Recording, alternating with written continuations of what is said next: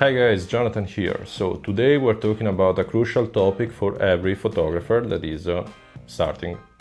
Because many people are afraid to start because they are afraid of making mistakes, and that is another problem. So today I will try to go straight to the point and give practical advice for you to take good photos from scratch, without talking about special equipment, dream location, and we will not even talk about editing. Because as my high school French teacher said, if you don't know how to do something, you have to find an escamotage, that is like a workaround. So the steps are few and relatively simple, so stay with me guys.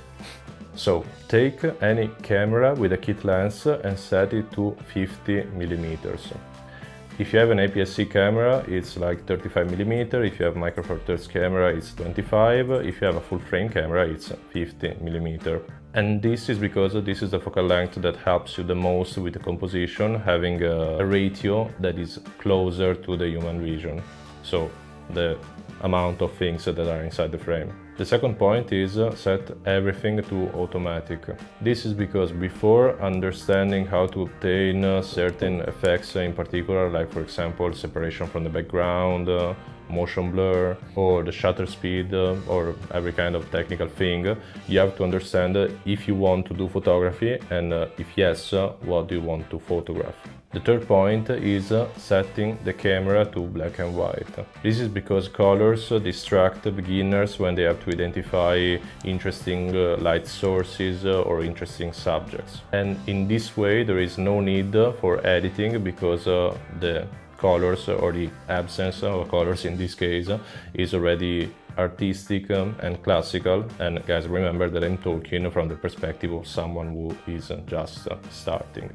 The fourth point is just go outside, whether it's your garden, your city that can be small or big, or your neighborhood, and pay attention to what you see inside the camera screen, the LCD screen. Because in places where there is more contrast, and you will see it from the blacks and the whites, that instead of merging in your screen, they will start to collide because there is more contrast between light and shadow, basically. It is more likely that there will be interesting photography opportunities. The fifth point is taking a certain number of photos without exaggerating, but paying attention to what you're actually photographing. And we will not talk about composition in this case, because it's something that will be more like spontaneous. The more you will get interested in photography, the more you will get in touch with like the great masters, or with people in general taking pictures, the more you will start to understand which kind of compositions work, which don't work, this kind of stuff. So it's like a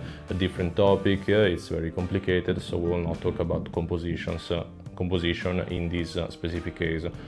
If you're interested in the subject, maybe we can make another video about that. The last step is going home and looking at the photos taken on the PC, because it's just a bigger screen than the camera screen, and you have an effective vision of what has been done. Then you take these pictures and you just put them into a folder with the date and place where you went, just to keep track of your progress and this kind of stuff, and then repeat the whole thing, the whole process, like several times. All these 6 points like several times. And as time passes, you will understand if you prefer to shoot in black and white, in color, if you want to start learning how to edit pictures, if you prefer a narrower field of view or a larger field of view, like I don't know, an 85mm or a 35 instead of a 50, and all this kind of stuff. But in general, it's a process that takes time and that has no end date.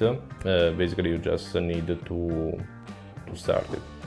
So I hope that you enjoyed this video and that it was useful for you if you're starting, or if you are helping out people who are starting.